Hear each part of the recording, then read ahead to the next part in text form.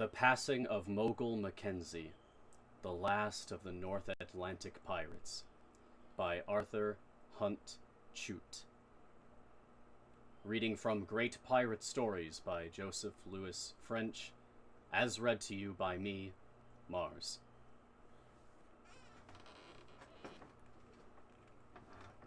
In the farther end of the Bay of Fundy, about a mile off from the Nova Scotian coast, is the Isle of Haut.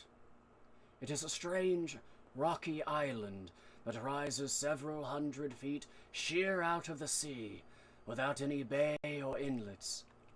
A landing can only be effected there in the calmest weather, and on account of the tremendous ebb of the Fundy tides, which rise and fall 60 feet every 12 hours, the venturesome explorer cannot long keep his boat moored against the precipitous cliffs.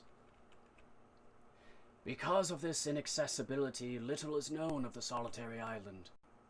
Within its rampart walls of rock, they say there is a green valley, and in its center is a fathomless lake, where the Micmac Indians used to bury their dead, and hence its dread appellation of the Island of the Dead.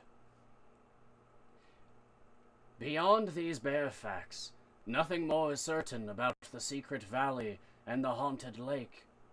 Many wild and fabulous descriptions are current, but they are merely the weavings of fancy. Sometimes, on a stormy night, the unhappy navigators of the North Channel miss the coast lights in the fog, and out from the Isle of Haut a gentle undertow flirts with their bewildered craft. Then, little by little, they are gathered into a mighty current, against which all striving is in vain, and in the white foam among the iron cliffs their ship is pounded into splinters. The quarry which she gathers in so softly at first and so fiercely at last, however, is soon snatched away from the siren shore. The ebb tide bears every sign of wreckage far out into the deeps of the Atlantic, and not a trace remains of the ill-starred vessel or her crew. But one of the boats in the fishing fleet never comes home, and from lonely huts on the coast reproachful eyes are cast upon the Island of the Dead. On the long winter nights, when the boys gather about the fire in Old Steele's general stores at Hall's Harbor, their hard gray life becomes bright for a spell. When a keg of hard cider is flowing freely, the grim fishermen forget their taciturnity. The ice is melted from their speech, and the floodgates of their souls pour forth. But ever in the background of their talk, unforgotten, like a haunting shadow, is the Island of the Dead. Of their weirdest and most blood-curdling yarns, it is always the center, and when at last with uncertain steps they leave the empty keg and the dying fire to turn homeward through the drifting snow, fearful and furtive glances are cast to where the island looms up like a ghostly sentinel from the sea. Across its high promontory the northern lights scintillate and blaze, and out of its moving brightness the terrified fishermen behold the war canoes of dead Indians, freighted with their red-skinned braves, the forms of coeurs de bois and desperate Frenchmen, swinging down the skyline in a ghastly snake dance, the shapes and spars of ships long since forgotten from the missing list, and always most dread-inspiring of them all, the distress signals from the sinking ship of Mogul McKenzie and his pirate crew. Captain Mogul McKenzie was the last of the pirates to scourge the North Atlantic seaboard. He came from that school of freebooters that was let loose by the American Civil War. With a letter of marque from the Confederate States, he sailed the seas to prey on Yankee shipping. He and his fellow privateers were so thorough in their work of destruction that the mercantile marine of the United States was ruined for a generation to come. When the war was over, the defeated South called off her few remaining bloodhounds on the sea, but Mackenzie, who is still at large, had drunk too deeply of the wine of a wild, free life. he did not return to lay down his arms, but began on a course of shameless piracy. He lived only a few months under the black flag until he went down on the Isle of Haut. The events of that brief and thrilling period are unfortunately obscure, with only a ray of light here and there, but the story of his passing is the most weird of all the strange yarns that are spun about the Island of the Dead. In May 1865, a gruesome discovery was made off the coast of Maine, which sent a chill of fear through all the seaport towns of New England. A whaler bound for New Bedford was coming up Cape Cod one night long after dark. There was no fog, and the lights of approaching vessels could easily be discerned. The man on the lookout felt no uneasiness at his post, when, without any warning of bells or lights, the sharp bow of an brigantine suddenly loomed up hardly a ship's length in front. "What the blazes are you trying to do?" roared the mate from the bridge, enraged at this unheard-of violation of the right-of-way. But no voice answered his challenge, and the brigantine went swinging by with all her sails set to a spanking breeze. She bore directly across the bow of the whaler, which just grazed her stern in passing. "There's something rotten on board there," said the mate. "Aye," said the captain, who had come on the bridge. "There's something rotten there, right enough. Swing your helm to port and get after the devils," he ordered. "Aye, aye, sir," came the ready response, and nothing loth the helmsman changed his course to follow the eccentric craft. She was evidently bound on some secret mission, for not otherwise would she thus tear through the darkness before the wind without the flicker of a light. The whaler was the swifter of the two ships, and she could soon have overhauled the other, but fearing some treachery, the captain refrained from running her down until daylight. All night long she seemed to be veering her course, attempting to escape from her pursuer. In the morning, off the coast of Maine, she turned her nose directly out to sea.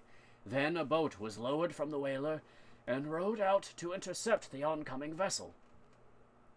When they were directly in her course, they lay on their oars and waited. The brigantine did not veer again, but came steadily on, and soon the whalemen were alongside and made themselves fast to a dinghy which she had in tow. A few minutes of apprehensive waiting followed, and as nothing happened, one of the boldest swung himself up over the tow rope onto the deck. He was followed by the others, and they advanced cautiously with drawn knives and pistols. Not a soul was to be seen, and the men who were brave enough before a charging whale trembled with fear. The wheel and the lookout were alike deserted, and no sign of life could be discovered anywhere below.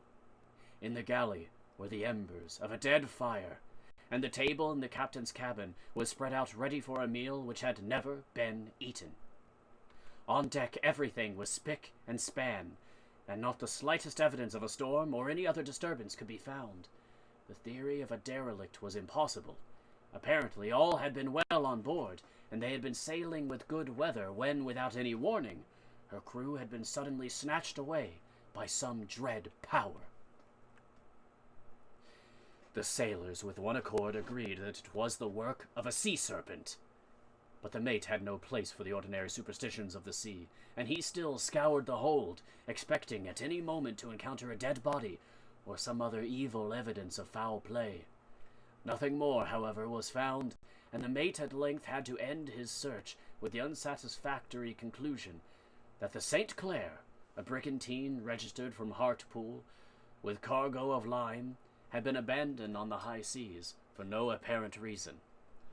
Her skipper had taken with him the ship's papers and had not left a single clue behind. A crew was told off to stand by the St. Clair to bring her into port, and the others climbed to the longboat to row back to the whaler. "Just see if there's a name on that there dinghy before we go," said the mate. An exclamation of horror broke from one of the men as he read on the bow of the dinghy the name Kanawha. The faces of all went white, with a dire alarm as the facts of the mystery suddenly flashed before them. The Kanawha was the ship in which Captain Mogul McKenzie had made himself notorious as a privateersman. Every one had heard her awe-inspiring name, and every Yankee seafaring man prayed that he might never meet her on the seas. After the Alabama was sunk, and the Tallahassee was withdrawn, the Kanawha still remained to threaten the shipping of the North. For a long time her whereabouts had been unknown, and then she was discovered by a federal gunboat, which gave chase and fired upon her. Without returning fire, she raced in for shelter amongst the dangerous islands off Cape Sable, and was lost in the fog. Rumor had it that she ran on the rocks off that perilous coast, and sank with all on board. As time went by, and there was no more sign of the corsair, the rumor was accepted as proven. Men began to spin yarns in the forecastle about Mogul McKenzie, with an interest that was tinged with its former fear. Skippers were beginning to feel at ease again on the grim waters, when suddenly, like a bolt from the blue, came the awful news of the discovery of the St. Clair. Gunboats put off to scour the coastline, and again with fear and trembling, the lookout began to eye suspiciously every new sail coming up on the horizon. One afternoon, toward the end of May, a schooner came tearing into Portland Harbor, with all her canvas crowded on and flying distress signals. Her skipper said that off the island of Campobello he had seen a long gray sailing ship with auxiliary power sweeping down upon him. As the wind was blowing strong inshore, he had taken to his heels and made for Portland. He was chased all the way, and his pursuer did not drop him until he was just off the harbor bar. Many doubted his story, however, saying that no one would dare to chase a peaceful craft so near to a great port in broad daylight. And again, it was urged that an auxiliary vessel could easily have overhauled the schooner between Campobello and Portland. The fact that the captain of the schooner was as often drunk as sober, and that when he was under the influence of drink he was given to seeing visions, was pointed to as conclusive proof that his yarn was a lie. After the New Bedford whaler came into port with the abandoned St. Clair, it was known beyond doubt that the Kanawha was still a real menace. But nobody cared to admit that Mogul McKenzie was as bold as the schooner's report would imply, and hence countless arguments were put forward to allay such fears. But a few days later, the fact that the pirates were still haunting their coast was absolutely corroborated. A coastal packet from Boston arrived at Yarmouth with the news that she had not only sighted Kanawha in the distance, but they had crossed each other's path so near that the name could be discerned beyond question with a spyglass. She was heading up the Bay of Fundy and did not pause or pay any heed to the other ship. This news brought with it consternation, and every town and village along the Fundy was ahum with stories and theories about the pirate ship. The interest, instead of being abated, was augmented as the days went by with no further report. In the public houses and along the quays it was almost the only topic of conversation. The excitement became almost feverish when it was known that several captains outward bound had taken with them a supply of rifles and ammunition. The prospect of a fight seemed imminent.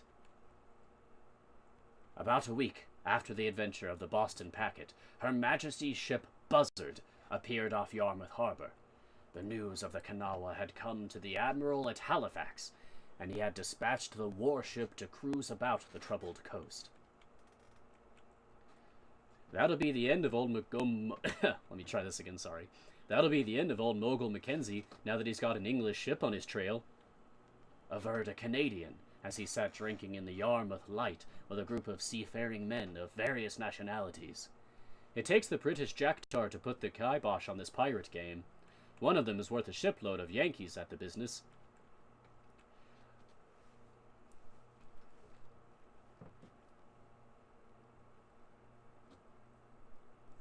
Well, don't you crow too loud now, replied a Boston skipper. I reckon that the Nova Scotian booze artist who ran into Portland the other day, scared of a shadow, would not do you fellows much credit. Yes, but what about your gunboats that have had the job of fixing the Kanawha for the last 3 years and haven't done it yet? The feelings between Canada and the United States were none too good just after the Civil War, and the Canadian was bound not to lose this opportunity for horseplay. "You're a fine crowd of sea dogs you are, you fellows from the Boston Tea Party. 3 years after one little half-drowned rat and haven't got him yet. Wouldn't Sir Francis Drake or Lord Nelson be proud of the record that you long-legged, slab-sided Yankees have made on the sea?" "Shut your mouth, you blue-nosed, down-east herring choker!" roared the Yankee skipper. "I reckon we've given you traitors that tried to stab us in the back a good enough licking, and if any more of your dirty dogs ever come nosing about down south of Mason and Dixon's line, I bet they'll soon find out what our record is." "Well, you fools can waste your tongue in wind." Oh, wait, no, this is someone else, sorry. "Well, you fools can waste your tongue in wind," said a third man, raising his glass. "But for me, here's good luck to the buzzard." "So say we all," chimed in the others, and the Yankee and the Canadian drank together to the success of the British ship, forgetting their petty jealousies before a common foe. Everywhere the news of the arrival of the British warship was hailed with delight. All seemed to agree that her presence assured the speedy extermination of the pirate crew.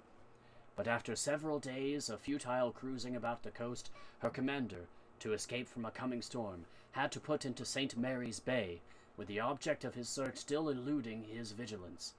He only arrived in time to hear the last chapter of the Kanawha's tale of horrors.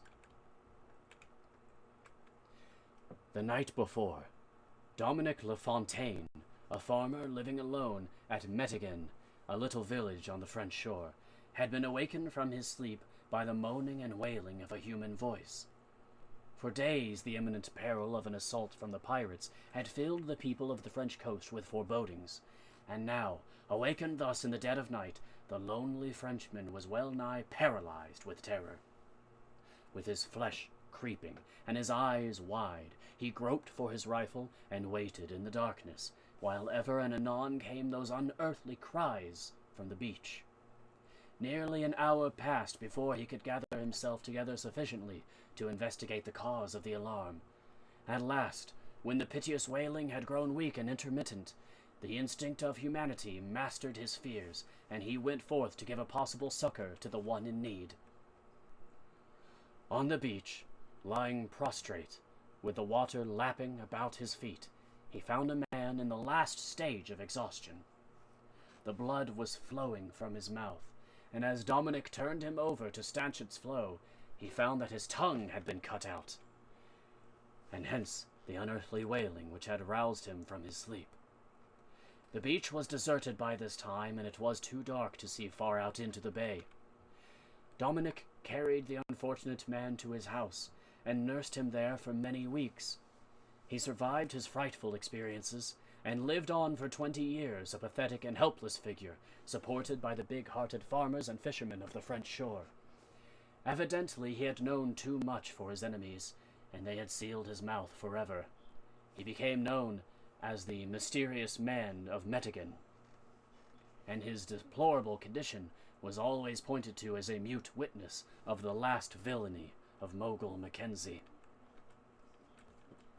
On the night following the episode of the mysterious man of Metighan, a wild and untoward storm swept down the North Atlantic and over the seaboard, far and near.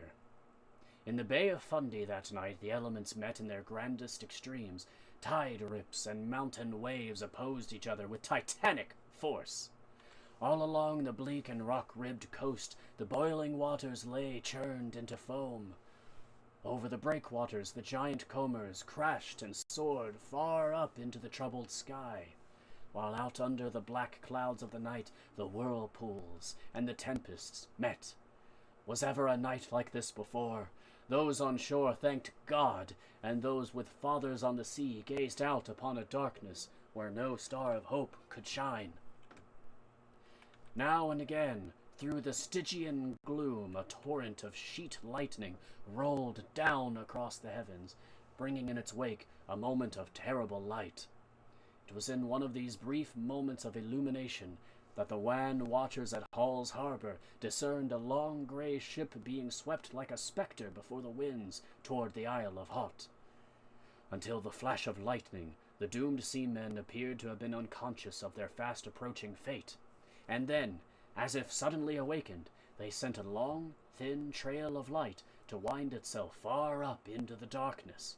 Again and again the rockets shot upward from her bow, while above the noises of the tempest came the roar of a gun. The people on the shore looked at each other with blanched faces, speechless, helpless.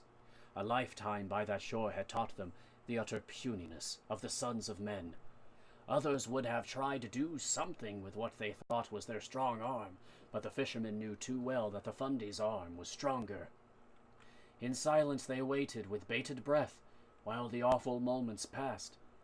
Imperturbable they stood there, with their feet in the white foam, and their faces in the salt spray, and gazed at the curtain of the night, behind which a tragedy was passing, as dark and dire as any in the annals of the sea. Another flash of lightning, and there, dashing upon the iron rocks, was a great ship, with all her sails set, and a cloud of lurid smoke trailing from her funnel. She was grey-colored, with auxiliary power, and as her lines dawned upon those who saw her in the moment of light, they burst out with one accord, "It's the Kanawha! It's the Kanawha!" As if in answer to their sudden cry, another gun roared, and another shower of rockets shot up into the sky, and then all was lost again in the darkness and the voices of the tempest. Next morning the winds had gone out with the tide, and when in the afternoon the calm waters had risen, a boat put off from Hall's Harbor and rowed to the Isle of Hot. For several hours the rocky shores were searched for some traces of the wreck, but not a spar or splinter could be found. All about the bright waters laughed, with naught but the sunbeams on their bosom, and not a shadow remained from last night's sorrow on the sea. So Mogul McKenzie, who had lived a life of stress, passed out on the wings of storm. In his end, as always, he baffled pursuit, and was sought but could not be found. His sailings on the sea were in secret, and his last port in death was a mystery. But as has been already related, when the northern lights come down across the haunted island, the distress signals of his pirate crew are still seen shooting up into the night. The end. Ooh, that was a ghost pirate story. How cool was that? Ooh, baby, I love it. That was some good stuff.